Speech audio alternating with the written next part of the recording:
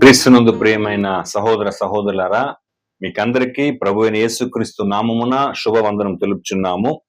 మనము దేవుని యొక్క మహాకృపను బట్టి గడిచిన కాలములో మత్తయి సువార్తలో ప్రతి వచనముల ధ్యానాన్ని మనము ధ్యానం చేసుకుంటూ వచ్చాం. మరి అందులో చివరిగా మనం మత్తయి సువార్త 5వ అధ్యాయము 8వ వచనం వరకు మనము ధ్యానం చేసుకున్నాం. ప్రియులారా, ఒకవేళ ఇంతవరకు అది వీక్షించలేదంటే మన యొక్క డెప్త్ బైబిల్ డాక్ట్రిన్స్ అనేటువంటి యూట్యూబ్ ఛానల్లో ప్లేలిస్ట్ లో మత్తయి సువార్త ప్రతి వచనముల ధ్యానంలో మన ప్రతి ఒక్క చాప్టర్ కూడా అక్కడ మనము మరి వీడియో పెట్టున్నాం. కాబట్టి దయచేసి వీక్షించమని ప్రేమతో మనవి చేస్తున్నాం. ప్రియులారా, మనము చాలా గొప్పదైనటువంటి యేసుక్రీస్తు యొక్క కొండ మీద ప్రసంగాన్ని మనము ఇంతవరకు మరి అనేక విషయాలు మనం చూసుకున్నాం. సో ఈ రోజు కూడా మనం మత్తయి సువార్త 5వ అధ్యాయము 9వ వచనంలో యేసుక్రీస్తుల వారు చెప్పిన ఒక విశేషమైనటువంటి విషయాన్ని మనం చదువుకొని దాని గురించి మనము బైబిల్లో అన్ని కోణంలో మనము ధ్యానం చేస్తాం. మత్తయి సువార్త 5వ అధ్యాయము 9వ వచనం చదువుకుందాం. సమాధాన పరచువారు ధన్యులు, వారు దేవుని కుమారులు అనబడుదురు. చాలా చక్కటి ఒక మాట ప్రియులారా. నిజంగా చెప్పాలంటే ఎంత క్రైస్తవులుగా ఉన్నా కూడా ఈ యొక్క క్యారెక్టర్ ని మెయింటైన్ చేయడం చాలా అరుదైపోతుంది ప్రియులారా క్రైస్తవ జీవితంలో. అఫ్ కోర్స్ దీన్ని మెయింటైన్ చేసినా కూడా మరి ఏమండి ఎడతెగకుండా అంటే ప్రతి విషయంలోనూ ఈ యొక్క క్యారెక్టర్ ని మెయింటైన్ చేయడం చాలా కష్టమైనటువంటి ఒక విషయం. యాక్చువల్లీ యేసు ప్రభుల వారు ఈ కొండ మీద ప్రసంగంలో ఈ మాట అంతా చెప్పడం గల కారణం ఏమి అని మనం చూసినప్పుడు ప్రియులారా, మనము దేవుని వలె జీవించాలని, దేవునికి ఉన్నటువంటి గుణగణాలను అనుసరించి మనం జీవించాలని ఆయన మనకు సూచిస్తున్నాడు ప్రియులారా. ఓకేనా? యాక్చువల్లీ సమాధానం ఏమంటే ఇక్కడ ఏం చెప్తుంటే, సమాధాన పరచువారు ధన్యులు, వారు దేవుని కుమారులు అనబడదు. ఇది ఎలా చెప్పండి, ఒక ప్రమోషన్ ఏమండి, ఒక లైన్ అని చెప్పొచ్చండి. ఏమంటే సమాధాన పడడం వేరే, కానీ ఇక్కడ సమాధాన పరచువారు ధన్యులు. ఇప్పుడు ఎట్లండి, మనం బైబిలికల్గా చూస్తే పాల బోధ ఉంది, బలమైన ఆహారం ఉంది. అట్లా కొంచెం ప్రమోటెడ్ గా ఉన్నటువంటి ఒక క్యారెక్టర్ అండి సమాధాన పరిచేది. ఓకేనా? సమాధాన పడడమే ఈ లోకములో కష్టం ఉన్నప్పుడు ఇది సమాధాన పరిచేటువంటి వాళ్ళ గురించి. ఎందుకంటే ఈ యొక్క క్యారెక్టర్ అంట ఏ విషయాన్ని సూచిస్తుంది, గుర్తిస్తుందంటే వారు ఎవరంట, దేవుని కుమారులు అనబడుదురు. ఎంత ఒక రిలేటెడ్ గా ఉంది చూడండి యేసు ప్రభు చెప్తున్నటువంటి మాట. ఐ మీన్ ఆ గుణ లక్షణానికి దేవుని యొక్క ఏమండి కుమారత్వమునకు ఎంత రిలేటెడ్ గా ఉంది. యాక్చువల్లీ సమాధానం అనే పదం మనం బైబిల్లో చూసినప్పుడు ఇంచుమించు 250 సార్లు బైబిల్లో పలుకబడి ఉందండి ఈ మాట. ఏమండి, అది మాత్రం కాదండి, ఒక న్యూ టెస్టిమెంట్ లోనే ఏమండి కొన్ని పత్రికలు, ఈ 1 యోహాన్ అనే పత్రిక మాత్రం పక్కన పెట్టి మిగతా చూస్తే మనం ఇంచుమించు 90 సార్లు ఈ యొక్క పదం ఉందండి న్యూ టెస్టిమెంట్ లోనే. అప్పుడు ఒక పదము ఒక చాప్టర్ లో కానీ ఒక బుక్ లో కానీ ఎంటైర్ బైబిల్లో కానీ ఇన్నిసార్లు దేవుడు రాయాలా, చెప్పాలా, లెక్కింపబడాలా అనేటువంటి ఒక ఉద్దేశం ఎందుకంటే ఇది చాలా ముఖ్యమైనటువంటి ఒక క్యారెక్టర్ మనం ఏం చేయాలండి, గుర్తించాలి ప్రియులారా. యాక్చువల్లీ సమాధాన పరిచే వాళ్ళు అని అంటే ఏమంటే ఇది దేవుని యొక్క మార్గములో నడిచేటువంటి వారికి ఉన్నటువంటి యొక్క క్వాలిఫికేషన్. అలాగనే దేవుని ఈ యొక్క సమాధాన పరచడం అంటే ఇది కూడా ఒక రకంగా చెప్పండి ఒక పోరాటం అని చెప్పాలండి. సమాధాన పరిచేది కూడా ఒక వైరాగ్యముతో కూడినటువంటి మంచి పోరాటం. పోరాటం అంటే నెగిటివ్ కాదండి, మంచి విధముగా దీన్ని కూడా మనం ఏం చేయాలండి, సమాధాన పరిచేది చాలా ఆసక్తి, చాలా వైరాగ్యం, చాలా తీవ్రత, చాలా ఏమండి పోరాటం కలిగినటువంటి వారంగా ఉండాలి ప్రియులారా. యాక్చువల్లీ చాలా మంది నేను సమాధాన పడేదానికి సిద్ధంగా ఉన్నాను, నేను సమాధాన పరిచేవాడిని, సమాధాన పడేటువంటి వాడిని చెప్తారండి. కానీ అలా చెప్పేవారి వలన సమాధానం అనేది చాలా వరకు సాధ్యం కాకుండానే ఉంటుంది. అది ఎందుకు అని మనం చూస్తే ప్రియులారా, చూడండి, సమాధాన పడే మనసు లేకుండా, సమాధాన పరిచే మనసు లేకుండా నేను సమాధాన పడేదానికి ఉన్నటువంటి ఒక క్యారెక్టర్ ఉంది చూసారా, అలా చెప్పుకునే క్యారెక్టర్ ఉంది చూసారా, అది మనిషి అయినటువంటి మనం చెప్పే ఒక జడ్జిమెంట్ కాదు, కానీ దేవుడు ఏమని చెప్తున్నా తెలుసా, అసలు అలాంటి లైఫ్ అసలు దేవుని ముందర ఏమి లేదంట, వేస్ట్ ఫెల్లో అని చెప్తున్నాడండి. చూడండి, ఇర్మియా గ్రంథం 6వ అధ్యాయము 14వ వచనం, ఇర్మియా 6:14 చక్కగా చెప్తాడు చూడండి. సమాధానము లేని సమయమున సమాధానమని చెప్పుచు నా ప్రజలకున్న గాయమును పైపైన మాత్రమే బాగు చేయుదురు. చూసారా, సమాధానము లేని సమయమున సమాధానమని చెప్పుచ్చు. ఓకేనా?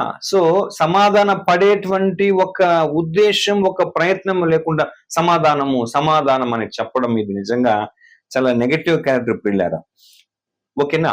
రెండవదిగా ఈ సమాధాన పడడమో లేకపోతే సమాధాన పరచడమో అన్నటువంటి ఒక క్యారెక్టర్ మనం మెయింటైన్ చేయాలంటే దానికి ముందు చాలా మన లోపల ఆ ఇన్నర్ క్యారెక్టర్ ఉండాలి. అది యాక్చువల్గా ఇక్కడ మనం ఈ కాంటెక్స్ట్ స్టడీలో చూసినప్పుడు యేసు ప్రభువు వారు దానికి ముందుగా ఎన్నో చెప్పారండి. ఆత్మ విషయమే దీనిలేని వారుగా ఉండాలా, దుఃఖపడు వారుగా ఉండాలా, సాత్వికులుగా ఉండాలా, తర్వాత నీతి కొరకు ఆకలి దప్పులు గలవారు ఉండాలా, కనికరం గలవారు ఉండాలా, నెక్స్ట్ హృదయ శుద్ధి గలవారు ఉండాలా. ఇన్ని క్యారెక్టర్ని మనం కలిగి ఉంటే నెక్స్ట్ సమాధాన పరిచేదానికి ఒక ఎలా చెప్పాలంటే ఒక ప్రమోటెడ్ అంటే ఒక ఎదిగినటువంటి తత్వముతో ఏమండి ఈ క్యారెక్టర్ మనము పోషించవచ్చు పిల్లరా. ఓకేనా? ఇంకొక విషయం మనం గమనిస్తే ఇక్కడ కూడా చూడండి, నిజమైనటువంటి సమాధానము దేని మీద ఆధారపడి ఉంది తెలుసా? అది నీతి న్యాయం మీదనే ఏముందండి, నిజమైనటువంటి సమాధానం ఆధారపడి ఉంది. ఓకేనా? చూడండి, దీని గురించి చాలా చక్కగా చెప్తుంది బైబిల్. ఏమండి, కీర్తన గ్రంథము 85వ అధ్యాయము 10వ వచనం చూడండి, ఎంత చక్కగా చెప్తాడండి. కీర్తనలు 85:10, కృపా సత్యములు కలిసి కొనినవి, నీతి సమాధానములు ఒకదానికొకటి ముద్దు పెట్టుకొనినవి. చూసారా, నీతి సమాధానములు ఒకదానికొకటి ముద్దు పెట్టి అంటే హత్తుకొని ఉన్నటువంటి ఒక క్యారెక్టర్. సో ఒక చోట్ల సమాధాన పడే అవకాశం రాకుండా పోతా ఉంది అంటే దానికి కారణం ఏమిటి తెలుసా? అక్కడ నీతి అనే దానికి తావ లేకుండా పోతా ఉంది అని మనం గ్రహించాలి. ఓకేనా? నెక్స్ట్ మనం అదే చూడండి, యెషయా గ్రంథము 32వ అధ్యాయం 17వ వచనంలో చక్కగా దేవుడు చెప్తాడు. యెషయా 32:17, నీతి సమాధానము కలుగజేయును, నీతి వలన నిత్యమును నిమ్మలమును నిబ్బరమును కలుగును. చూసారా, అప్పుడు నా జనుల విశ్రమ స్థలమునందు ఆశ్రయ స్థానముల యందును సుఖకరమైన నివాసముల యందును నివసించెదరు. చూసారా ఎంత చక్కగా, నీతి సమాధానము కలుగజేయును. అప్పుడు ఒక చోట్లో సమాధానము లేకుండా అసమాధానముతో ఉన్నారనుకోండి, వ్యతిరేక భావనతో, అది ఇంకా ఎందుకు సమాధానం కుదరడం లేదు అని మనం చూసినప్పుడు ప్రియులారా, ఏమండి, నీతి అక్కడ లేదని అర్థం. నీతికి అక్కడ వాల్యూ లేదని, ముఖ్యంగా నీతిని వారు పాటించలేదని దాని యొక్క అర్థం ప్రియులారా. సో నీతి సమాధానము కలుగజేయును, నీతి వలన నిత్యమును నిమ్మలము నిబ్బరము కలుగును. అప్పుడు నీతి లేని చోట ఏం కలిగే ఛాన్స్ లేదండి, సమాధానం కలిగి ఉండే ఛాన్స్ లేదు. చూడండి, అదే యెషయా గ్రంథము 48వ అధ్యాయము 22వ వచనము, యెషయా 48:22 ఏం చెప్తాడు చూడండి. దుష్టులకు నెమ్మది ఉండదని యెహోవా సెలవిచ్చుచున్నాడు. చూసారా, దుష్టులకు ఏముండదండి, నెమ్మది ఉండదు. ఒక నిమ్మలమైనటువంటి పరిస్థితి ఉండదు. ఎందుకంటే వాడు దుష్టుడు. సమాధానాన్ని ఆహ్వానించి, సమాధానాన్ని మతించి, సమాధానం ఉన్నటువంటి విలువలు ఇవ్వని వాడు బైబిలికల్ గా ఎవరంటే ప్రియులారా, దుష్టుడు అనే విషయం మనం బాగా గమనించాలి. సో దీన్ని బట్టి కంప్లీట్ గా మనం గమనిస్తే ఒక సింగిల్ పర్సన్, ఒక వ్యక్తిగత మనిషికి మధ్యలో గాని, వాని మనస్సాక్షిలో గాని, లేదా ఒక కుటుంబం మధ్య గాని, ఇంకా ఒక లార్జ్ లెవెల్లో మనం తీసుకుంటే ఒక దేశం మరి ఒక దేశం మధ్యలో గాని సమాధానం అన్నది ఎందుకు కుదరకుండా పోతుందంటే దీనికి బైబిల్ ఇచ్చే స్టేట్మెంట్ ఏమంటే, పాపములో ఉన్నప్పుడు ఈ సమాధాన సంధి కుదరదు. పాపమే దీనికి ముఖ్యమైన కారణం ప్రియులారా. ఓకేనా? సో నేను అదే ముందు చెప్పినట్టు సమాధానం అన్నది చాలా గొప్ప క్యారెక్టర్ అండి. అది సమాధాన పడకపోతే అదేదో సింపుల్ గా దాని మీద సీరియస్నెస్ లేకుండా ఉంటారు కానీ, బట్ సమాధాన పడని వ్యక్తి బైబిల్ చెప్పేది ఎవరంటే పాపులే. ఓకేనా? చూడండి, దీని గురించి మనము గలతీయులకు రాసిన పత్రిక 5వ అధ్యాయము 19 నుంచి 21 వరకు, ఇక్కడ మనకందరూ తెలుసు శరీర కార్యములే స్పష్టముగా ఉందని. కానీ శరీర కార్యములను 2 రకాలు ఉంది ప్రియులారా. ఓకేనా? అది చూడండి, చదువుతాం మనం. గలతీ 5వ అధ్యాయము 19 నుంచి 21 వరకు. శరీర కార్యములు స్పష్టమై ఉన్నవి, అవేవనగా జారత్వము, అపవిత్రత, కాముకత్వము, విగ్రహారాధన, అభిచారము, ద్వేషములు. ఒక్క నిమిషం, ఇక్కడ కొన్ని విషయం చెప్పాడు. ఇదంతా శరీర అవయవమునకు సంబంధించిన విషయం. ఏమండి? శరీర కార్యములు స్పష్టమై ఉన్నవి, అవేవనగా జారత్వము, ఇది బాడీ పార్ట్ కి సంబంధించింది. నెక్స్ట్ అపవిత్రత, కాముకత్వము, ఇవన్నీ దేనికి సంబంధించిందండి? శరీరములో అవయవాల ద్వారా కలిగే ఇచ్చలు. సో ఇది ఒక విధమైనటువంటి పాపపు లిస్టు. నెక్స్ట్ చెప్తున్నాడు విగ్రహారాధన, అభిచారము, ద్వేషములు. ఇదేమండి? మైండ్ కు సంబంధించింది, మన మనస్తత్వమునకు, మనకు వచ్చే ఆలోచనకు సంబంధించిన ఇది పాపములో మరి ఒక తెగవండి. ఇది ఏమంట? విగ్రహారాధన, అభిచారము, ద్వేషములు, కలహము, మత్సరములు, క్రోధములు, కక్షలు, భేదములు, విమతములు, అసూయలు, మత్తతులు, అల్లరితో కూడిన ఆటపాటలు మొదలైనవి. సో ఇప్పుడు చూసారా, పాపములో 2 రకాలు ఉంది. ఒకటి శరీర అవయవములో కలిగే ఇచ్చ, ఇంకోటి మనసులో కలిగేటువంటి చేదు, దుర ఆలోచనల వల్ల కలిగేది కూడా ఏమండి? పాపమునకు సంబంధించింది. ఇప్పుడు చూడండి, ఇన్ని ఇక్కడ 15 ఉందండి. ఈ 15లో మనం శరీర అవయవాలకు సంబంధించి చూస్తే ఒక 4 నుంచి 5 ఉండొచ్చండి. అప్పుడు మాక్సిమం ఏది తాండవం మారుతుందంటే ఆలోచనలు, హృదయ ఆలోచనలు, మనిషి హృదయం యొక్క తలంపులోని ఊహలో కలిగించుకునేటువంటి ఒక చేదు కార్యాలే, ఆలోచనలు ఏమవుతుందండి?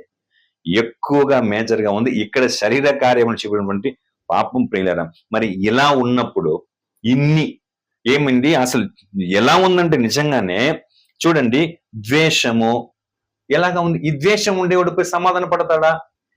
తర్వాత కలహము, మత్సరము, క్రోధము, కక్ష, భేదము, ఎంత అసలు ఒక మామూలుగానే మనిషికి ఇది ఉండకూడదు, క్రైస్తవుడికి అసలే ఉండకూడదు. ఇలా అన్ని పెట్టుకుంటే ఎట్లా ప్రియులారా? వాడు వెళ్ళి సమాధాన పడేదానికి అవకాశం ఉంటుందా? ఖచ్చితంగా ఉండనే ఉండదు. అదే కాదండి, యాకోబు కూడా చాలా చక్కగా చెప్తాడు. చూడండి, యాకోబు రాసిన పత్రిక 3వ అధ్యాయం 16వ వచనం. యాకోబు 3:16 చూడండి. ఏలయనగా మత్సరమును, వివాదమును ఎక్కడ ఉండునో అక్కడ అల్లరియు, ప్రతి నీచ కార్యమును ఉండును. చూసారా ఎంత క్లియర్ గా చెప్పండి బైబిల్లో. ఏమండి? ఏలయనగా మత్సరమును, వివాదమును ఎక్కడ ఉండునో అక్కడ అల్లరియు, ప్రతి నీచ కార్యమును ఉండును. తర్వాత మీరు పైన ఉన్నటువంటి వచనం చెప్తాను చూడండి. అండ్ నేను 10 నేను చదువుతాను. ఏమండి? యాక్చువల్ గా మీరు 13 చూస్తే ఇంకా చాలా బాగుంటుందండి. ఎందుకంటే ఇక్కడ 2 రకాలైన స్పిరిట్, 2 రకమైన ఆత్మలు, ఏమండి 2 వర్గస్థులకు సంబంధించిన గుణగణాలు. అదేమంటే 13 చదువుతాను చూడండి. మీలో జ్ఞాన వివేకములు గలవాడెవడు? వాడు జ్ఞానముతో కూడిన సాత్వికం గలవాడి తన యోగ్య ప్రవర్తన వల్ల తన క్రియలను కనుపరచవలెను. అయితే మీ హృదయములలో సహింపనలవి కాని మత్సరమును, వివాదమును ఉంచుకున్న వారైతే అతిశయపడవద్దు, సత్యమును విరోధముగా అబద్ధం ఆడవద్దు. ఈ జ్ఞానము పైనుండి దిగి వచ్చినది కాక భూ సంబంధమైనదియు, ప్రకృతి సంబంధమైనదియు, దయ్యముల జ్ఞానము వంటిదైన ఉన్నది. ఓకేనా? ఏలయనగా మత్సరమును, వివాదమును ఎక్కడ ఉండును అక్కడ అల్లరియు, ప్రతి నీచ కార్యమును ఉండును. అంటే ఇప్పుడు చూడండి, ఒకడు ఎందుకు సమాధానానికి ప్రయత్నం చేయలేదు అని మనం చూస్తే వాడిలో ఉన్నటువంటి స్పిరిటే వేరే, వాడు నడిపించబడేటువంటి ఆత్మనే వేరే, వాడు వేరే వేరే వాటి సంబంధమైనటువంటి వ్యక్తిగా ఉన్నాడు. అదేమని చెప్తున్నాడంటే, ఒకటి భూ సంబంధమైన వాడు, ప్రకృతి సంబంధమైన వాడు, దయ్యముల జ్ఞానము వంటిదైనటువంటి వ్యక్తి. ఇక వాళ్ళు ఏముంటుంది? అదే చెప్తున్నాడు నెక్స్ట్ 16లో, మత్సరము వివాదము ఎక్కడ ఉండును అక్కడ అల్లరియు ప్రతి నీచకారమును ఉండును అని చెప్పేస్తాడు. అది ఇక్కడ ఇలాగా బిహేవ్ చేసే వాళ్ళను మనం ఈజీగా తెలుసుకోవచ్చు, వీడు దేవుని ఆత్మ చేత నడిపించబడేవాడు కాదు. అయితే దేవుని ఆత్మ చేత నడిపించబడేవాడు ఫస్ట్ వాళ్ళు ఏముంటుంది తెలుసా, 17 చెప్తాడు, అయితే పైనుండి వచ్చి జ్ఞానము మొట్టమొదట పవిత్రమైనది, తరువాత సమాధానకరమైనది, మృదువైనది, సులభముగా లోబడినది, కనికరముతోను మంచి ఫలములతో నిండుకునేది, పక్షపాతమైనను వేషధాన్యను లేనిదినే ఉన్నది. నీతి ఫలము సమాధానము చేయు వారికి సమాధానమందు విత్తబడును.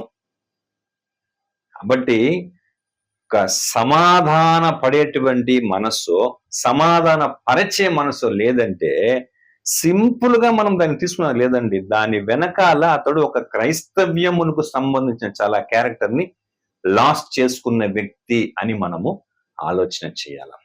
నెక్స్ట్ చూడండి, అదే యాకోబు 4వ అధ్యాయం 1-2 వచనం ఏం చెప్తాడు, 4:1-2. మీలో యుద్ధములను పోరాటములను దేని నుండి కలుగుచున్నవి? మీ అవయవములలో పోరాడు మీ భోగేచ్ఛల నుండియే గదా మీరు ఆశించుచున్నారు గాని మీకు దొరుకుటలేదు. నరహత్య చేయుదురు, మస్తర పడుదురు గాని సంపాదించుకొనలేరు, పోట్లాడుదురు, యుద్ధము చేయుదురు గాని దేవుని అడుగనందున మీకేమీ దొరకదు. కాబట్టి ఏమండి, ఇది ఒక యాక్చువల్ కంటిన్యూ కాంటెక్స్ట్ స్టడీ ప్రియులారా. సో ఇలాంటి చెడు వ్యసనములు, చెడు క్యారెక్టర్ కలిగి మనం పోరాడుతూ ఉంటే, పాపముతో ఉంటే, దయ్యపు ఆత్మలో ఉంటే ఎక్కడి నుంచి అండి యేసు ప్రభు చెప్పినటువంటి సమాధాన పరిచేటువంటి క్యారెక్టర్ మనలో వస్తుంది ప్రియులారా? అది మనం బాగా ఆలోచన. యాక్చువల్లీ పీస్ అంటే సమాధానం అంటే ఏం తెలుసా, పాపపు స్వభావమునకు మనము దూరంగా ఉండడం, లేదంటే దాన్ని మనము వ్యతిరేకించడం, వాటిని మనము ద్వేషించడం, దేవుని యొక్క సత్యములో నిలకడగా ఉండడం, దేవుడు చూపించేటువంటి సమాధానపు మార్గములు మనము ప్రయాణించడం, అలాగానే మనుష్యులకు తగినటువంటి సమయములో దానికి రెస్పాన్స్ ఇవ్వడం ప్రియులారా. సో ఇలాంటివన్నీ కలిగి ఉంటేనే మనం ఏం చేయగలుగుతామండి, సమాధానం పడగలము, సమాధాన పరచగలం. ఓకేనా? అందుకే అక్కడ యేసు ప్రభు చెప్పాడు మత్తయి 5:9లో, సమాధాన పరచువారు ధన్యులు, వారు దేవుని కుమారులు అనబడుదనంటే అతడు దేవుని లాగా జీవించాల, దేవునికి తగినటువంటి గుణగణములతో అతడు జీవించాల. ఓకేనా? అప్పుడే అది ఏమవుతుందంట, దేవునికి, ఇప్పుడు చూడండి, దేవుడు భక్తిపరుడు, ఇది ఒక్క రిలేషన్. కానీ ఇక్కడ చెప్తున్నాడు దేవుని కుమారుడు అనబడదు అంటే తండ్రి కుమారుడు. దేవుడు భక్తుడు అనేదానికి, తండ్రి కుమారుడు అనేదానికి ఎంత ఏమండి చాలా క్లోజ్నెస్ ఏది అని మనం చూస్తే ప్రియులారా, తండ్రి కుమారుల బంధం. అప్పుడు అందుకే ఎఫెసీలు చాలా చక్కగా చెప్తారు చూడండి, మనం ఎలా ఉండాలి బేసిక్ గా. ఎఫెసీ పత్రిక 5వ అధ్యాయం 1వ వచనం ఎంత వండర్ఫుల్ మాట తెలుసండి అక్కడ చెప్పేది ఆయన పౌలు. ఎఫెసీ 5:1. కావున మీరు ప్రియులైన పిల్లల వలె దేవుని పోలి నడుచుకొనుడి. చూసారా ఎలా నడుచుకోవాలంట, ప్రియులైన పిల్లల వల్లే ఎలా ఉండాలి మనము, దేవుని పోలి నడుచుకునుడి. ఎందుకంటే దేవుని యొక్క సమాధాన పడేటువంటి, సమాధాన పరిచేటువంటి యొక్క గుణం అన్నది ఏమవ్వాలా, మనలో దేవుడి లాగా రావాల ప్రియుల. అది మనం చక్కగా బాగా మనం దాన్ని మెయింటైన్ చేయాలా. బట్ అది మన నుంచి అది ఏం చెప్తారు, దాన్ని వికసించాలా, ప్రకాశించాలని కూడా మనం చెప్పాలి పిల్లల యొక్క క్యారెక్టర్ మనలో. ఓకేనా? అది వదిలేసి దీనికి ఆపోజిట్ గా ఉన్నటువంటివి జగడములు వేసేది, లేదంటే చాలా వరకు కలవకుండా కొంతమంది చూస్తాం లోన్లీగా జీవిస్తూ ఉంటారు. నెక్స్ట్ విభజించేటువంటి వాటిని ఏమండి కంటిన్యూగా ఉండడం. సో ఇలాంటివన్నీ ఏ క్యారెక్టర్ కాదంటే దేవునికి సంబంధించినటువంటి క్యారెక్టర్ కానే కాదు. ఇలాంటి వాటిని దేవుడు ఏం చేస్తాడంటే దూరం చేస్తాడు. ముఖ్యంగా చెప్పి దేవుడు ద్వేషిస్తాడంట. అది చక్కగా చెప్తాడు చూడండి, కొన్ని కార్యాలను కలిపి చెప్తాడు. సామెతల గ్రంథం 6వ అధ్యాయము 16 నుంచి 19 వరకు. సామెతలు 6:16 నుంచి 19 వరకు చూడండి. యెహోవాకు అసహ్యములైనవి 6 కలవు, ఉమ్, 7 ఆయనకు హేయములు. ఉమ్, అవేవనగా ఉమ్, అహంకార దృష్టియు, ఉమ్, కళ్ళలాడు నాలుకయు, ఉమ్, నిరపరాధులను చంపు చేతులను, ఉమ్, దుర్యోచనలు యోచించు హృదయమును, ఉమ్, కీడు చేయుటకు త్వరపడి పరుగులెత్తు పాదములను, ఉమ్, లేని వాటిని పలుకు అబద్ధ సాక్షియు, ఉమ్, అన్నదమ్ములలో జగడములు పుట్టించువాడును. ఉమ్. చూసారా, ఇవన్నీ యెహోవాకు ఎలాంటిదంట? అసహ్యములైన అసహ్యములు, హేయమైనటువంటి కార్యములు ప్రియులారా.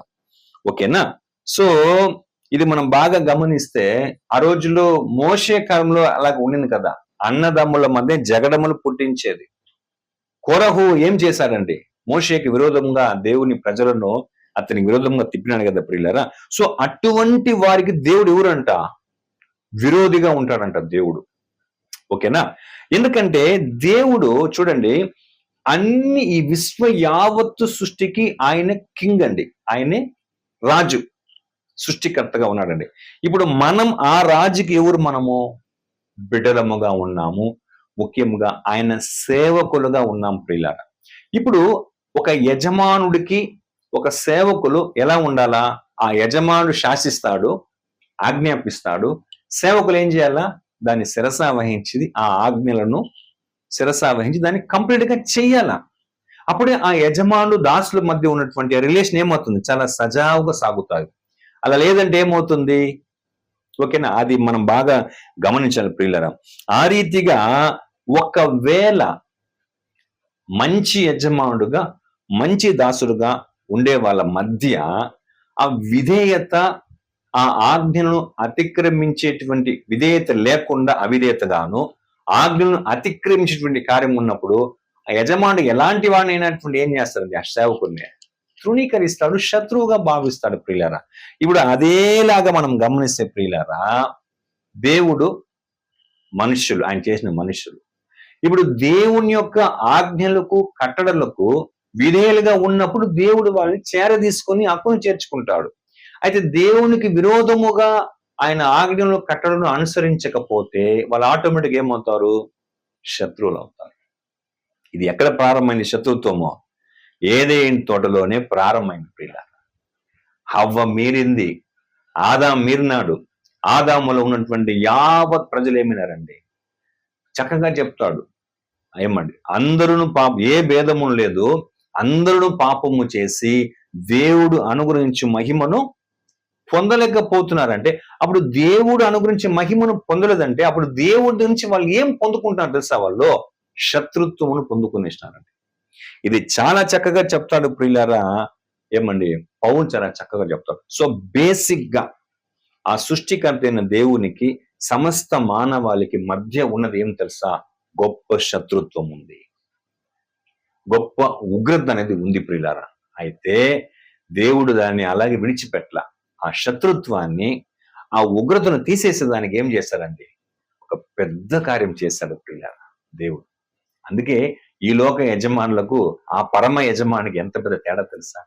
ఈ లోక యజమానుడు ఏం చేస్తారంటే, ఆ యజమానికి ఇష్టం ఉందంటే వాడిని బయట తరిమేస్తారండి. కానీ దేవుడు ఏం చేశాడు తెలుసా? చూడండి, రోమపత్రిక 5వ అధ్యాయము 10వ వచనం. రోమ 5:10. ఏలయనగా శత్రువులమై ఉండగా ఆయన కుమారుని మరణము ద్వారా మనము దేవునితో సమాధాన పరచబడిన ఎడల సమాధాన పరచబడిన వారమై ఆయన జీవించుట చేత మరి నిశ్చయముగా రక్షింపబడుదుము. చూసారా, ఎంతో పెద్ద శత్రుత్వం ఉంది. ఈ రోజు నిజమైన దేవుడిని ఎంతమంది పూజిస్తున్నారని హత్తుకొని, నిజమైన దేవుడు యెహోవా దేవుడు, సృష్టికర్త అయినటువంటి దేవుడు, ఒకే దేవుడు, ఒక్క దేవుడిని ప్రపంచమంతా పూజిస్తా ఉందా? లేదే. అలా పూజించకపోగా, సేవించకపోగా, వ్యతిరేకంగా ఆయనను విరోధముగా ఆయన్ని నానా దుర్భాషలు మాట్లాడదు యెహోవాని, ఆయన కుమారుని నానా దుర్భాషలు మాట్లాడదు, ఆయన నామంని, ఈ బైబిల్ని దుర్భాషలు మాట్లాడది. బైబిల్ చేతబడిని విశ్వసించే క్రైస్తవులకు విరోధంగా పాపం చేసేటప్పుడు వీళ్ళందరూ ఏమైపోయినారు? దేవునికి శత్రువులుగా, దూరస్తులు అయిపోయినారు. అలాంటి వారిని దేవుడు ఏం చేసినాడు చూసారా? ఆయన ఎలాగ సమాధాన పరుచుకున్నాడంటే ఆ ప్రజలను తన కుమారుణ్ణి అందరి కొరకు మరణమునకు అప్పగించడం చేత ఏం చేయనాడండి? ఆయన గొప్ప సమాధానం అనే కార్యమును దేవుడు చేశాడు. చూడండి, కొలస్సీ పత్రిక 1వ అధ్యాయం 20వ వచనము, కొలసి 1:20. శిలువ రక్తము చేత ఉమ్, సంధి చేసి ఉమ్, ఆయన ద్వారా సమస్తమును, ఉమ్, అవి భూలోకమందున్నవి అయినను ఉమ్, పరలోకమందున్నవి అయినను ఉమ్, వాటినన్నింటినీ ఆయన ద్వారా ఉమ్, తనతో సమాధాన పరచుకొనవలననియు ఉమ్. తండ్రి అభిష్టమాయను. చూసారా, తండ్రికి ఇష్టమైందంట ప్రియులారా. ఏం ఇష్టం తెలుసా? అంతా దేవునికి దూరం అయిపోయినారు. ఈవెన్ పరలోకం నుంచి వచ్చినటువంటి కొంతమంది దూతలు కూడా ఏమైపోయినారు ప్రియులారా, ఈ భూమికి వచ్చే పాపము చేశారు ప్రియులారా.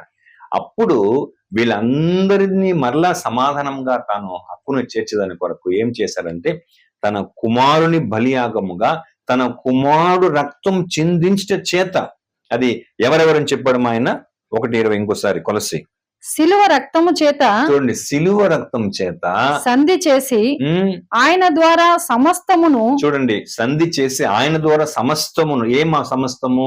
అవి ఉమ్, భూలోకమందున్నవి అంటే అయినను మనుషులమైన మనమైన, పరలోకమందున్నవి అయినను పరలోకం నుంచి దిగి వచ్చిన దూతలైనా, వాటినన్నింటినీ ఆ, ఆయన ద్వారా యేసు ద్వారా తనతో సమాధాన పరచుకొనవలననియు ఉమ్, తండ్రి అభిష్టమాయను. తండ్రికి ఇష్టం ప్రియులారా. సో అప్పుడు చూడండి, భూలోకంలో ఉన్న వారిని, పరలోకం నుంచి దిగి వచ్చి పాపం చేసిన వారిని సమాధాన పరిచేదాని కొరకు తన ఏకైక కుమారుడిని సిలువకు అప్పగించడానికి వెనకాడని విధముగా ఈ సమాధాన కార్యాన్ని దేవుడు ఎంత ఉన్నతమైన ఉత్తమమైనటువంటి కార్యం చేశాడు. ఎవరో చేయలేని విధానాన్ని ఆయన ఎన్నుకున్నాడంటే ఎంత గొప్ప కార్యం ప్రియులారా. సో అందుకే మన ప్రభు ఇలాగ చేశాడు కాబట్టి ప్రభుకి ఏం పేరు తెలుసా ప్రియులారా? Jesus is prince of piece. ఆయన సమాధాన ప్రభు. ఇప్పుడు తండ్రి ఇష్టపడ్డాడు, ఆ తండ్రి ఇష్టపడిన కోరికకు తన్ను తానే బలిగా అర్పించడానికి వచ్చినాడంటే ఈయన ఎంతో గొప్పవాడు. అందుకే యెషయా 9:6 మనకుంది కదా, ఆయన ఆశ్చర్యకరుడు, ఆలోచనకర్త, బలవంతుడైన దేవుడు, నిత్యుడగు తండ్రి, సమాధానకర్తకు అధిపతి అని. ఎందుకంటే యేసు ప్రభు సమాధానముతోనే రాజ్యాన్ని ఏం చేయబోతాడు ఆయన శిష్యుల మూలంగా అపోస్తుల కాలంలోనే సమాధానము ద్వారానే రాజ్యాన్ని కొంచెం ప్రారంభించాడు. అది ఒట్టి నిజమైన క్రైస్తవ సంఘములో మాత్రం ఉంది. అయితే సర్వమును లోకములో ఎలాగ స్థాపించబోతాడంటే ఆయన సమాధానమైన రాజ్యాన్ని యేసు ప్రభు ఏం చేయబోతాడు, ఆయన ప్రారంభం చేయబోతున్నాడు ప్రియులారా. కాబట్టి దేవునికి విరోధముగా ఉన్నటువంటి ప్రజలను తన కుమారుని అందరి కొరకు అప్పగించడం ద్వారా, అనుగ్రహించడం ద్వారా దేవుడు సమాధానపు క్రియను చేశాడు. చూసినారా? ఇప్పుడు ఈ యొక్క స్వభావం దేవుడు మనకు తెలియపరిచేసినాడు బైబిల్ వాక్యం ద్వారా. ఇప్పుడు ఆయన ఏం చేస్తున్నాడంటే, అదే రీతిగా కుమారుని మూలముగా ఏ రీతిగా లోకమే తండ్రి దగ్గరికి సమాధాన పడి వచ్చినటువంటి కార్యం కుమారుని మూలంగా చేశాడో, మనకు అలాగనే ఒక డ్యూటీ ఇచ్చాడు. అందుకే అక్కడ పౌలు చెప్తాడు ఎఫెసీ 5:1, ప్రియులైన కాబట్టి సహోదరులారా మీరు ప్రియులైన పిల్లల వల్లే దేవుని పోలి నడుచుకొనుడి అని చెప్పి, ఆ దేవుని ఇష్టాన్ని యేసు ఎలా చేశారండి? తను తాను బలిగాను అర్పణంగాను ఏం చేశాడు కదా. అలాగనే మీరును ఒకరినొకరు ఏం చేయమని చెప్పాడు ఎఫెసీ 5:2, ఒకరినొకరు ప్రేమించని చెప్పినట్టు. ఇప్పుడు మనకు అదే పని ఇచ్చాడు ప్రియులారా. ఏం తెలుసా? మనము కూడా ఎప్పుడు దేవుని యొక్క సమాధానమైన గుణాన్ని తెలియపరిచి ఒక మధ్యవర్తి లాగా జీవించాలంట. చెప్తా చూడండి, 2 కొరింథీ 5:18-20 వరకు ఎంత చక్కగా చెప్తారు చూడండి. 2 కొరింథీ 5:18-20 వరకు. సమస్తమును దేవుని వలనైనవి, ఆయన మనలను క్రీస్తు ద్వారా తనతో సమాధాన పరచుకొని ఆ సమాధాన పరచు పరిచర్యను మాకు అనుగ్రహించెను. చూసారా? అదేమనగా, ఒక్క నిమిషం, ఇక్కడ తండ్రి కుమారుడు వాళ్ళతో కథం అని చెప్పలే, వాళ్ళది అయిపోయిందని చెప్పలా. నెక్స్ట్ ఇంకొకటి స్టార్ట్ అవుతోంది, అదిదా చెప్తున్నాను అక్కడ. సమస్తమును దేవుని వలనైనవి, ఆయన మనలను క్రీస్తు ద్వారా తనతో సమాధాన పరచుకొని, ఇది అయిపోయింది. ఆ సమాధాన పరచు పరిచర్యను మాకు అనుగ్రహించను. ఇది అపోస్తుల మూలంగా మరలా రీస్టార్ట్ అయిందండి. ఆ పరిచర్యను అంటే ఆ బాధ్యతను ఏం చేస్తాడు దేవుడు? అపోస్తులకు శిష్యులకు ఇచ్చాడు. నెక్స్ట్ 19వ వచనం. అదేమనగా, దేవుడు వారి అపరాధములను వారి మీద మోపక క్రీస్తునందు లోకమును తనతో సమాధాన పరచుకొనుచు ఆ సమాధాన వాక్యమును మాకు అప్పగించను. చూసి, ఎందుకంటే ఆ అపరాధాన్ని మీ మీదనే ఉంచాలా, ప్రజలారా మీ మీదనే ఉంచాలా అంటే ఆయన కుమారుని పంపించేవాడు కాదు. కానీ అలాగే మోపల దానికి ఒక రిలీఫ్ ఇచ్చాడండి దేవుడు. ఓకేనా, మోపకుండా ఏం చేశాడంట ఆయన, క్రీస్తునందు లోకమును తనతో సమాధాన పరచుకొనొచ్చు, ఆ సమాధాన వాక్యమును మాకు అప్పగించాడు. మీరేం చేయండి, వీళ్ళు సమాధాన వాక్యాన్ని ప్రకటించండి. నెక్స్ట్ 20వ వచనము. కావున దేవుడు మా ద్వారా వేడుకొనినట్టు మేము క్రీస్తుకు రాయబారులమై దేవునితో సమాధాన పడుడని క్రీస్తు పక్షముగా మిమ్మును బతిమాలుకొనుచున్నాము. ఓకేనా, ఇక్కడ దేవుడు మా ద్వారా వేడుకొన్నట్టు ఉంది. యాక్చువల్లీ అది ఇక్కడ తెలుగు బైబిల్ ట్రాన్స్లేషన్ రాంగ్. అది దేవుడు అంతా మనల్ని వేడుకోడు, ఆయనకు అంత గత్యంతరం పట్ల. ఏమని వస్తుందంటే అక్కడ ఇది యాక్చువల్లీ ఇక్కడ ఏమని వస్తుంటే రాయబారులమై, ఇక్కడ ఏమని వస్తుందంటే కాబట్టి దేవుడు మా ద్వారా బుద్ధి చెబుతున్నట్టు. ఓకేనా, ప్రజలకి సేవకుల ద్వారా దేవుడు ఏం చేస్తున్నాడండి, పాపులకి ప్రజలకి బుద్ధి చెప్తున్నాడు ప్రియులారా. ఓకేనా, సో బుద్ధి చెప్పినటువంటి ఒక రాయబారులుగా క్రీస్తుకు రాయబారులమై దేవునితో సమాధాన పడుడని క్రీస్తు పక్షంగా మిమ్మల్ని బతిమాలుకొనుచున్నాం. మనిషి బతిమాలించేటువంటి ఒక సువార్త పరిచయం చేయొచ్చు, కానీ దేవుడు ఏం చేయడండి, వేడుకునేటువంటి పరిస్థితికి కాదండి. ఓకేనా, సో ఈ 3 వచనములు ఏం చూడండి, మనము బాధ్యతను అప్పగించాడు, ఆ పాపాన్ని వారి మీద మోపలేదు. మూడవదిగా క్రీస్తు పరిచర్యకు వీరిని ఏం చేశారండి, రాయబారులుగా చేస్తున్నాడు ప్రియులారా. ఓకేనా, సో అది మనం బాగా గ్రహించాలా. చూడండి, ఎఫెసీ పత్రిక 6వ అధ్యాయము 15వ వచనం. ఎఫెసీ 6:15. పాదములకు సమాధాన సువార్త వలన సిద్ధ మనసును జోడు తొడుగుకొని నిలువబడుడి. చూసారా, మనకు సర్వాంగ కవచం ఉంది కదా. సో దాంట్లో ముఖ్యమైనది కూడా ఏం ప్రియులారా, సమాధానమైనటువంటి సువార్త వలన సిద్ధ మనస్సును పాదజోలు ఏం చేయాలి, మనము జోడు తోడుకొని ఆ పరిచయను శిష్యులకు ఇచ్చాడు, అపోస్తులకు ఇచ్చాడు. అది అలాగే కంటిన్యూగా మనకు కూడా ఉంది. చూడండి, అదే చెప్తాడు కదండి పౌలు రోమా సంఘములో 10-15 వచనం. రోమా పత్రిక 10వ అధ్యాయం 15వ వచనం. సువార్త ప్రకటించే వారి గురించి చెప్తాడు ఆయన. ప్రకటించు వారు పంపబడని ఎడల ఎట్లు ప్రకటించుదురు, ఇందు విషయమై ఉత్తమమైన వాటిని గూర్చిన సువార్త ప్రకటించు వారి పాదములెంతో సుందరమైనవి అని రాయబడి ఉన్నది. చూసారా, అప్పుడు ఈ ఉత్తమమైనటువంటి క్రీస్తు పరిచర్యకు దేవుడు మనం ఏం చేశారంటే అపోస్తుల నుంచి తర్వాత శిష్యుల నుంచి ఈరోజు మనందరి వరకు కూడా ఒక గొప్ప రాయబారులుగా చేశారు. ఈ సమాధానమైనటువంటి పాదజోలు మనం తొడుక్కోవాలా. అది ఎంత బాగుంది చూడండి, ఉత్తమమైన వాటిని గురించి సువార్త ప్రకటించే వారి పాదములెంతో సుందరములైన వీటి గొప్ప ఒక పరిచర్యను దేవుడు ఏం చేస్తాడు, మనకు ఇచ్చాడు. ఇది చూడండి, ఒకటి దేవుని స్వభావం అన్నా మనం ఎత్తుకోవాలా, లేదు దేవుడు మనకి ఇచ్చినటువంటి భారముతో కూడిన రాయబారులుగా ఉన్నటువంటి పరిచర్యను మనం ఏం చేయాలి, దీన్ని మనము ఎత్తుకోవాలి ప్రియులారా. ఓకేనా, సో ఇప్పుడు దేవుడు ఎలాగైతే కుమారుని మూలముగా, చూడండి ఈరోజు దేవుడు అంత కష్టపడి కుమారుని ఇచ్చినట్టు, యేసుక్రీస్తు అంత కష్టపడి సిలువను మోసినట్టు, అంత కష్టపడి ఈరోజు మనల్ని సమాధానం చేయమని చెప్పాలా. అంత కష్టమైనటువంటి రీతి అంతా మనకు లేదు ప్రియులారా. అది మనం బాగా గమనించాలి. ఇప్పుడు సో మనం ఎవరంటే, ఇప్పుడు ఆ సమాధాన సువార్తకు, ఆ సమాధాన ప్రభువుకు, ఆ సమాధాన పరిచే దేవుని మనం ఎవరు తెలుసా, రాయబారులం. ఇంగ్లీష్ లో అంబాసిడర్ అని చెప్తారు ప్రియులారా. ఓకేనా, ఇది మనం బాగా గమనించాలా. సో ఆ యొక్క పని మనకి ఇచ్చాడు ప్రియులారా.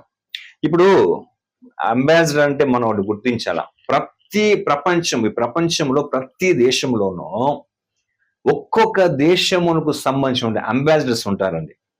ఇప్పుడు మన ఇండియా తరపున ప్రతినిధులు, రాయబారులు, అంబాసిడర్స్ ప్రపంచ దేశంలో అన్ని చోట్ల ఉంటారు ప్రియులారా. ఇప్పుడు ఆ అంబాసిడర్ యొక్క పనితనం ఏం తెలుసా, అది మనం బాగా గుర్తించాలా. ఏమంటే ఇప్పుడు రెండు దేశంకి సమస్య ఉందనుకోండి. ఇప్పుడు ఈ రెండు దేశానికి సమస్య ఉన్నప్పుడు ఈ రాజు ఆ రాజు డైరెక్ట్గా వచ్చాడు, ఈ అధ్యక్షుడు డైరెక్ట్గా వచ్చాడు. దీనికి సంబంధించిన రాయబారులు ఫస్ట్ పంపిస్తారు. ఇప్పుడు కూడా మనం చూస్తున్నాం, ఇజ్రాయెల్ దేశానికి, ఈ ఫాలస్తీన్ దేశానికి, ఇటుపక్క గాజా గాని, లెబనాన్ గాని, హెమన్ గాని, ఇరాన్ గాని ఇవన్నీ జరుగుతున్నప్పుడు అక్కడి నుంచి అమెరికా నుంచి పదే ఎవరు రాడు, జో బైడెన్ రాడండి. అక్కడ నుంచి విదేశాంగ మంత్రి వస్తాడు ప్రియులారా. ఎందుకు? ఆ దేశానికి రాయబారిగా వస్తాడు. ఓకేనా? ఆ రీతిగా ప్రియులారా ఇక్కడ ఏమవుతుందంటే ఈ దేశమునకు ఏమండి వాళ్ళ పక్షంగా పంపబడినటువంటి రాయబారులు ఏం చేస్తారంటే తమ దేశం యొక్క ఏమంటారంటే కళాచారం అంటారు కదా, తమ దేశానికి సంబంధించిన అన్ని విషయంలో ప్రవీణుడుగా ఉన్నటువంటి వ్యక్తిని ఏం చేస్తారండి ఎలక్ట్ చేసుకొని ఆ వ్యక్తిని అక్కడ పెడతారు ప్రియులారా. సో ఇప్పుడు ఈ దేశం పక్షముగా ఈ రాజు పక్షముగా ఈ అంబాసిడర్ గా ఈ రాయబారి ఉన్నాడే అతడు ఎలాంటి వ్యక్తిగా ఉన్నాడో తెలుసా?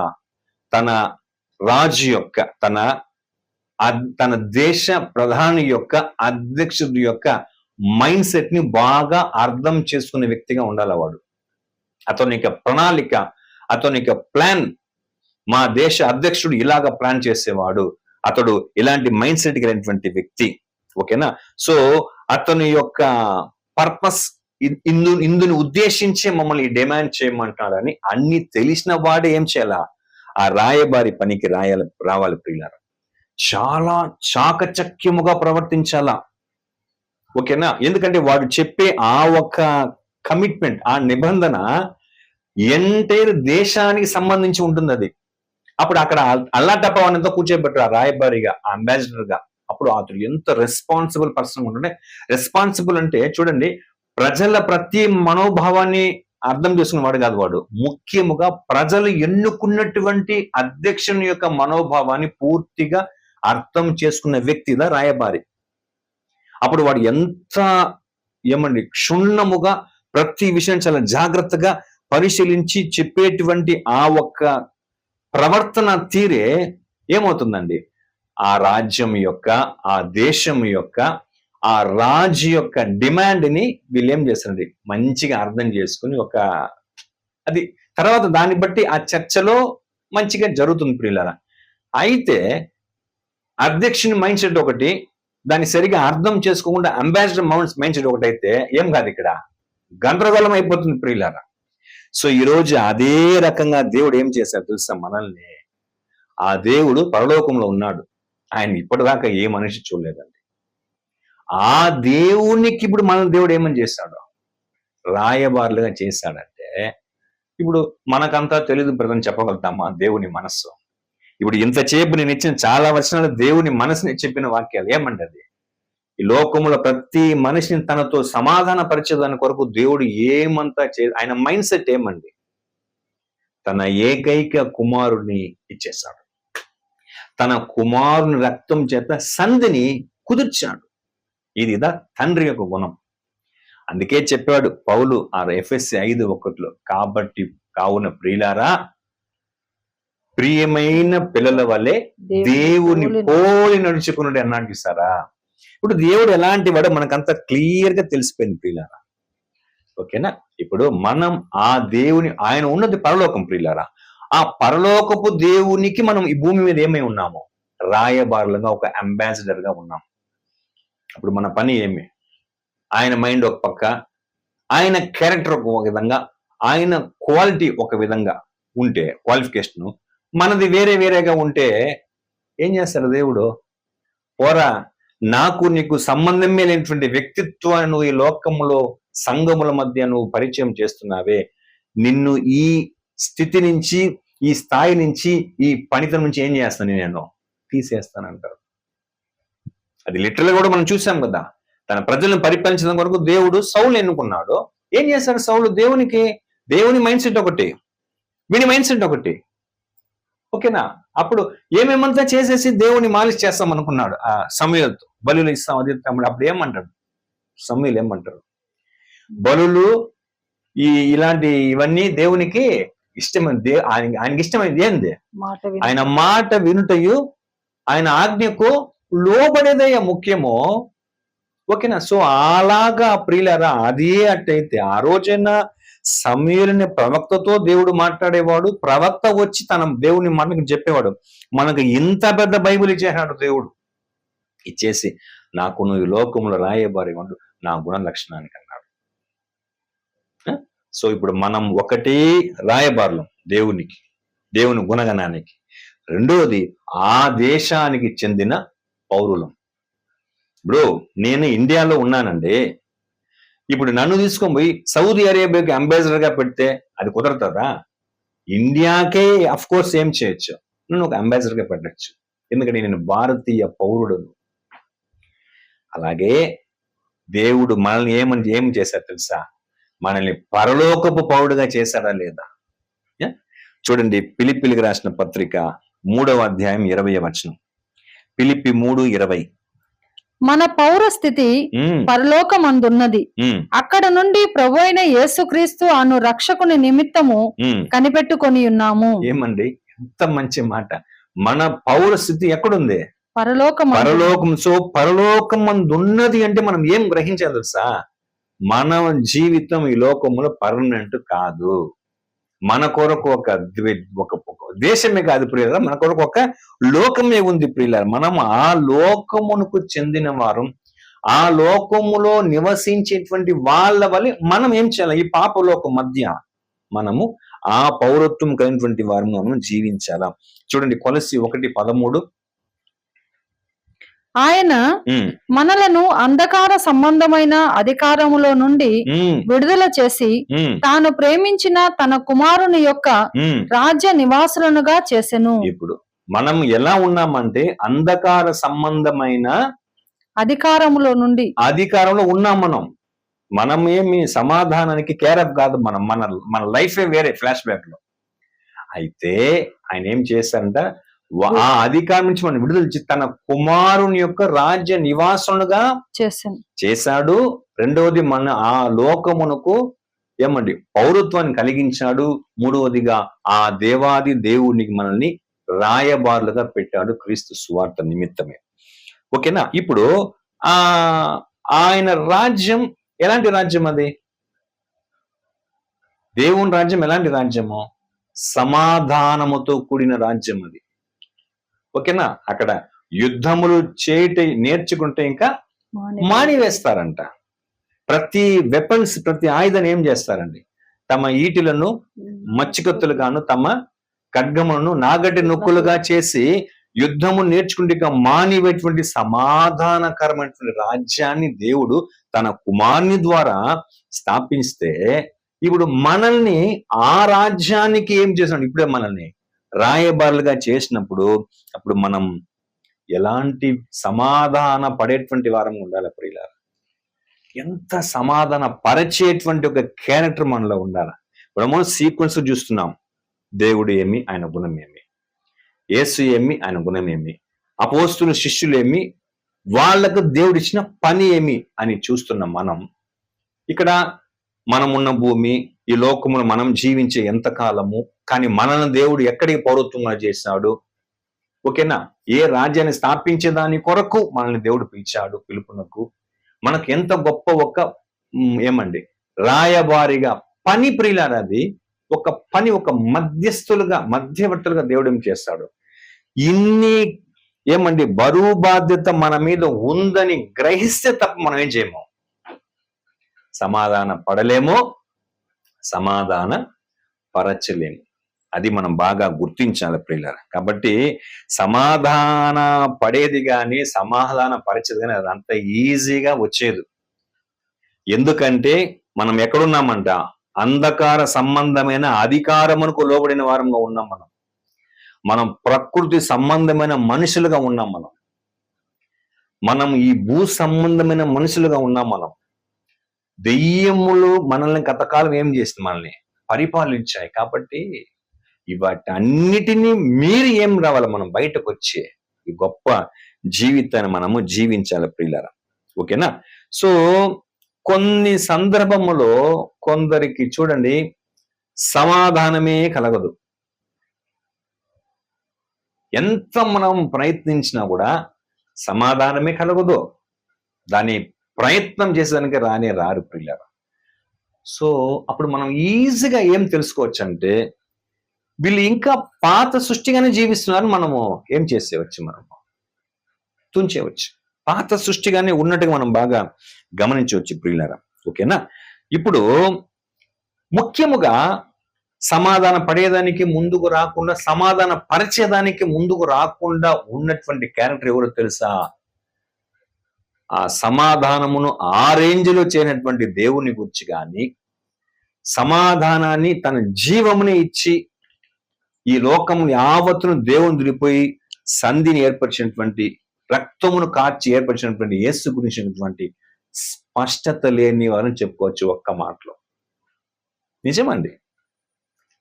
చాలా ఖరారుగా, కఠినంగా ప్రవర్తించి సమాధానం అనేదానికి తావే లేకుండా చేస్తున్నారు అంటే దాని అర్థం ఏమో తెలుసా? మీకు ఇంత చెప్పాను. ఒక ఎగ్జాంపుల్, దేశ అధ్యక్షుడు లేదా దేశ రాజు, దేశ ప్రధానికి ఆయన మైండ్ సెట్ని, ఆయన ప్రణాళికను, ఆయన ఉద్దేశాన్ని, ఓకేనా, ఇవన్నిటినీ గ్రహించని వాడే నమ్మకము లేనిటువంటి ఒక రాయబారిగా, యాక్చువల్లీ సమాధాన పడుటకు ముందుకు రానివన్నీ రాయబారిగా కాదు కదా, ఆ పౌరుడుగా కూడా మనం ఏం చేయలేమండి. ఆ దేశ పౌరుడుగా కూడా మనము పరిగణలోకి తీసుకోలేం ప్రియులారా. అది మనం బాగా గ్రహించాలా. సో ఈ రీతిగా ఉన్నప్పుడు ఎలాగ వాళ్ళు సమాధాన పడతారు, ఎలాగ సమాధాన పరుస్తారు?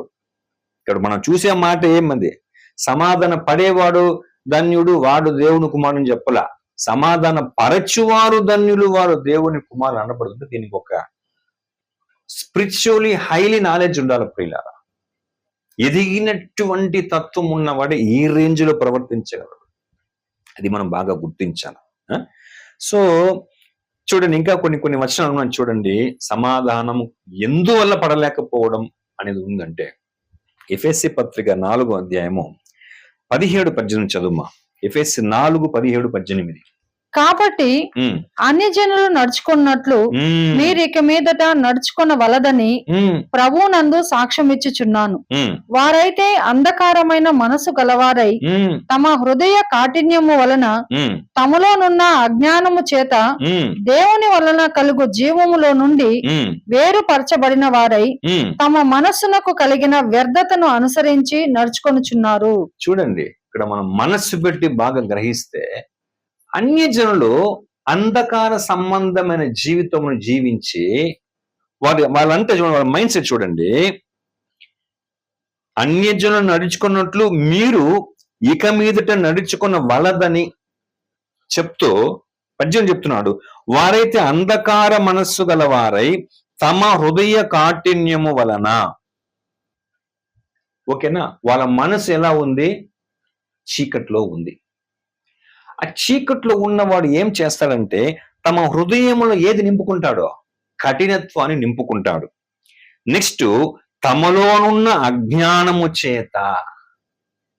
సో మనసంతా చీకటిగా ఉంటే వాడు ఎలాంటి వాడు? అజ్ఞాని. చేత దేవుని వలన కలుగు జీవముల నుండి వేరుపరచబడిన వారై. దీనివల్ల లోకంలో ఉండే వాళ్ళకి దేవుని వల్ల కలుగు జీవం అంటే ఏదండి? నిత్య జీవము. ఇప్పుడు లోకములు ఇప్పుడు ఉన్నటువంటి వారందరికీ దేవుడు నిత్య జీవం ఇచ్చేస్తాడా? ఇప్పుడు ఇవ్వడు. వీళ్ళందరికీ యేసు ప్రభు 2వ రాకడలో పునరుత్థానం ఇచ్చి వీళ్ళ మైండ్ అంతా బాగా వెలుగుమయంగా సత్యమునిచ్చిట ద్వారా అప్పుడు దేవుని నుంచి వచ్చే జీవమునకు వీళ్ళు పాత్రుల కాదా అని లాస్ట్ లో తెలుస్తుంది. ఓకేనా? దేవుని వలన కలుగు జీవం నుండి వేరుపరిచిన వారి తమ మనస్సునకు కలిగిన వ్యర్థతను అనుసరించి నడుచుకొనుచున్నారు. సో లోకం ఏమి, వాటి గతి ఏమని చెప్పేస్తాడు. నెక్స్ట్ చెప్తున్నాడు, వారు సిగ్గులేని వారై ఉండి నానా విధమైన అపవిత్రతను అత్యాశతో జరిగించటకు తమ్మును తామే కాముకత్వమునకు అప్పగించుకునిరి అని చెప్పి ఒక్క మాట చెప్తాడు. అయితే మీరు యేసును గూర్చి విని ఆయన యందు సత్యమును ఉన్నది ఉన్నట్టుగా ఆయన యందు ఉపదేశింపబడిన వారైన ఎడల మీరు అలాగు క్రీస్తును నేర్చుకున్నవారు కారు. ఎంత ఒక డిఫరెంట్ చెప్తున్నాడు. ఇదిదా లోకం. అయితే మీరు యేసుని గూర్చి విని ఆయన యందు సత్యం ఉన్నది ఉన్నట్టుగాని ఆయన యందు ఉపదేశింపబడిన వారైన ఎడల మీరు అలాగూ క్రీస్తును నేర్చుకున్నవారు కారు. అప్పుడు మనం క్రీస్తులో వచ్చాం, సత్యం తెలుసుకున్నాం, క్రీస్తుని గురించి నేర్చుకున్నాం. ఇప్పుడు క్రీస్తుని గురించి నేర్చుకున్న లైఫ్ ఎలా ఉంటుంది? 20 నుంచి, కావున మునుపటి ప్రవర్తన విషయములోనైతే మోసకరమైన దురాశల వలన చెడిపోవు మీ ప్రాచీన స్వభావమును వదులుకొని మీ చిత్త వృత్తి యందు నూతపరచబడిన వారై నీతియు, చూడండి, ఎవరైతే యేసుని విని సత్యమును విని ఉన్నది ఉన్నట్టుగా ఉపదేశింపబడి ఆ ఉపదేశమునికి ఎవడైతే లోబడిన వాడుగా ఉంటాడో వాడు మోసకరమైన దురాశలు, చెడిపోయిన ప్రాచీన స్వభావం ఏం చేస్తాడు? వాడు వదులుకొని విడిచిపెడతాడు. ఏం తెలుసా? నేను మంచికి మంచి, చెడుకు చెడు అని అంటారు కదా, అవన్నీ పక్కన పెట్టి నీతియు యథార్థమైన భక్తియు గలవారై దేవుని పోలికగా సృష్టించబడిన నవీన స్వభావమును ధరించుకొనవలెను. అప్పుడు యేసు ప్రభు చెప్పినట్లు సమాధాన పరచువారు ధన్యులు, వారు దేవుని కుమారులు అనబడుదరంటే అంత ఈజీగా అయిపోదు. వాడు ఏం చేయాలి తెలుసా ప్రియులారా? నా లైఫ్ గతంలో ఎట్టుంది, గతంలో నా లైఫ్ ఎట్టుంది, నేను గతంలో ఎవరిని పూజించాను, కానీ ఇప్పుడు నా లైఫ్ ఎట్టుంది, ఇప్పుడు నేను వింటున్న వాక్యం ఎవరిది, నేను విశ్వసించిన ప్రభు ఎలాంటి వాడు. ఓకేనా? సో ఇవన్నీ గ్రహించిన వాడు ఏం చేస్తాడు ప్రియులారా? ఇది నాకు తగదు అని ఏం చేస్తాడు? జీవిస్తాడు. 32వ వచనం చదువుమా. అదే 4:32. ఒకని ఎడల ఒకడు దయగలిగి కరుణా హృదయులై క్రీస్తునందు దేవుడు మిమ్మును క్షమించిన ప్రకారము మీరును ఒకరినొకరు క్షమించుడి. అదండి ఇక్కడ దేవుని మైండ్ సెట్ ని స్టడీ చేయంటున్నాడు ఆయన. అదే చెప్తున్నాడు చూడండి. ఒకని ఎడల ఒకడు దయ కలిగి కరుణా హృదయులై క్రీస్తునందు దేవుడు మిమ్మును క్షమించిన ప్రకారము. ఇప్పుడు ఏమండి, మీరు వెంటనే వెళ్ళి క్షమించండి చెప్పలా. క్రీస్తునందు దేవుడు మిమ్మును క్షమించిన ప్రకారము అన్నాడండి. కాబట్టి మనం ఇంకా ఒక వ్యక్తిని క్షమించలేకుండా, ఇంకా ఒకరితో సమాధాన పడకుండా, ఇంకా ఒకరిని సమాధాన పరచలేదంటే మన లైఫ్ లో జీసస్ క్రైస్ట్ చాలా దూరంగా ఉన్నాడు. మన లైఫ్ లో దేవుడు చాలా ఎక్కడో ఉన్నాడు, ఎక్కడో అడ్రస్ లేని చోట్ల ఉన్నాడు ఆయన. అది మనం బాగా గమనించాలి.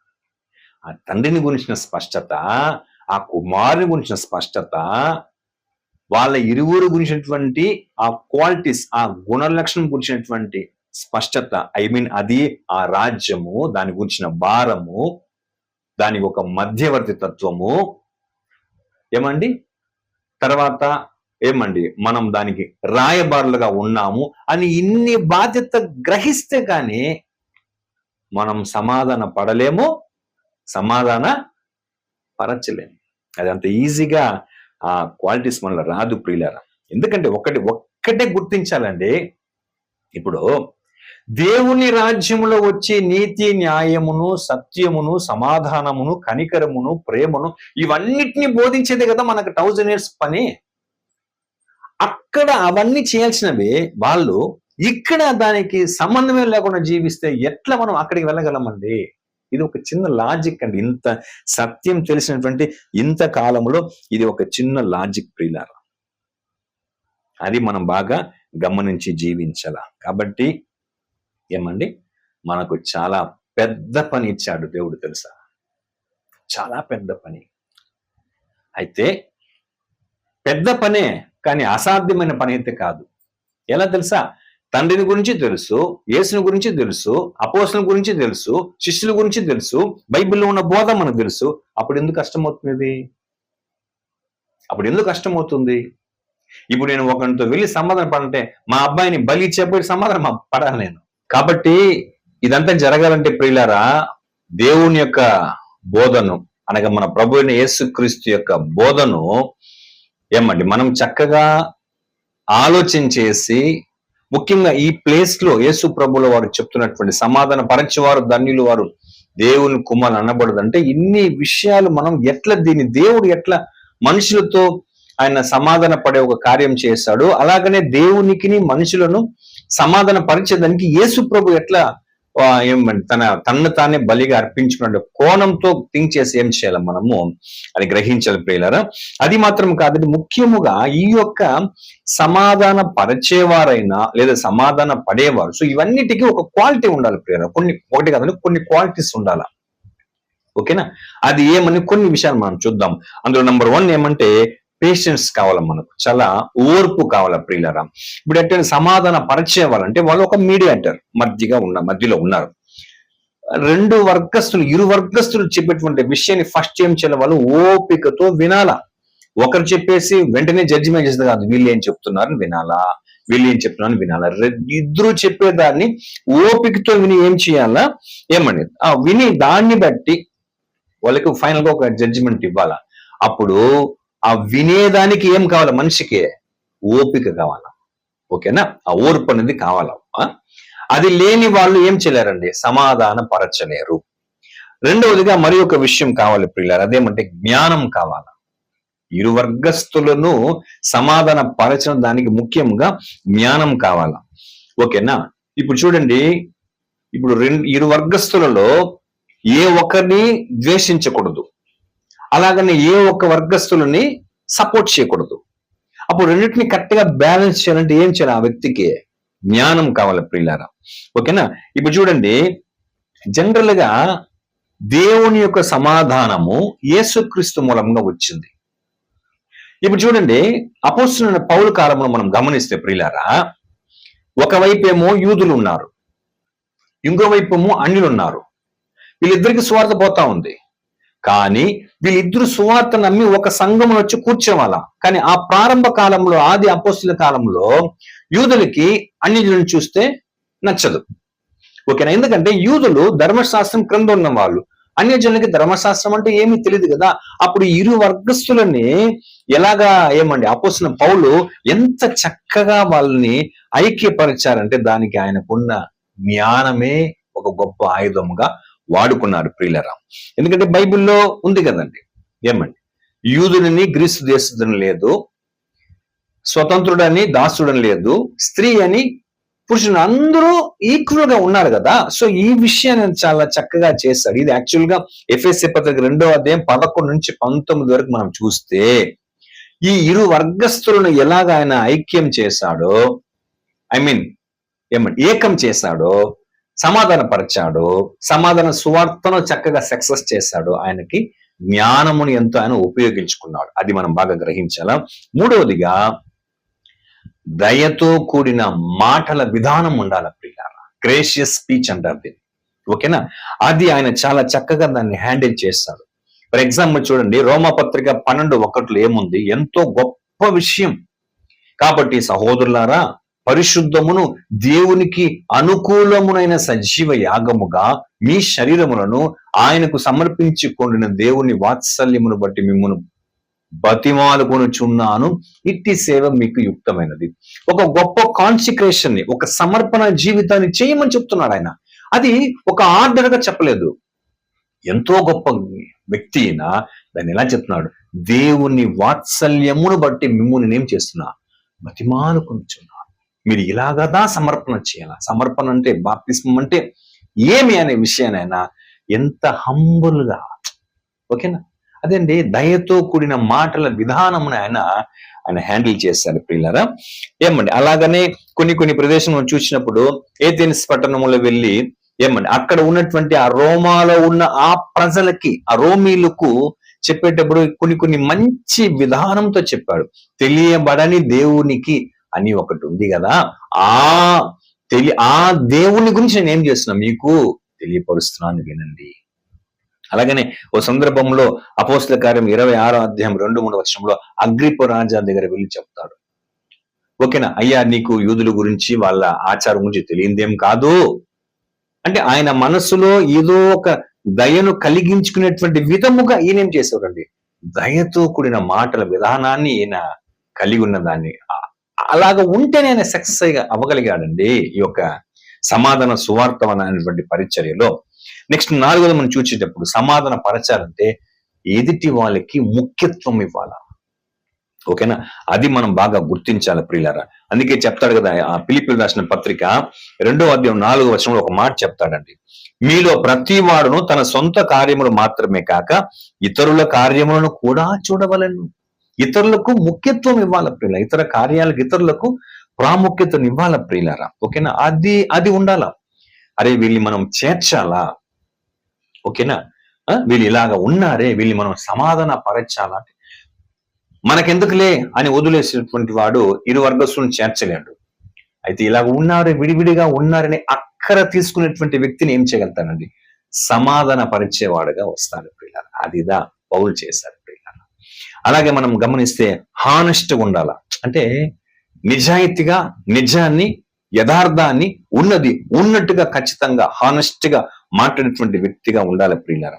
అంటే సమాధాన పరచాలా, అట్ ద సేమ్ టైం అక్కడ నిజాయితీ తప్పకూడదు.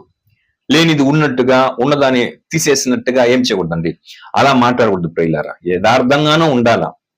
ఫర్ ఎగ్జాంపుల్, పేతురు ఒక చోట్ల తప్పు చేసినప్పుడు పౌలు వచ్చి అక్కడ ఏం మిస్టేక్ చేస్తాడు అది మాత్రం చెప్పాడు, యథార్థంగా చెప్పాడు. ఇంకా ఆ ఒక్క సందర్భం తప్ప మళ్ళీ ఎక్కడ ఏ విధమైన ద్వేషాలు పెట్టుకోవడం అనేది లేదా, ఉన్నది ఓపెన్ గా చెప్పాడు. ఎందుకంటే అక్కడ పేతురు కరెక్షన్ చేసుకోవాలా, పేతురుతో పాటు వచ్చినటువంటి వాళ్ళు కూడా వంచే పడకుండా. యాక్చువల్ అక్కడ అలా అయింది, ఓకేనా? సో ఇదంతా హానెస్ట్ గా ఉండాలా.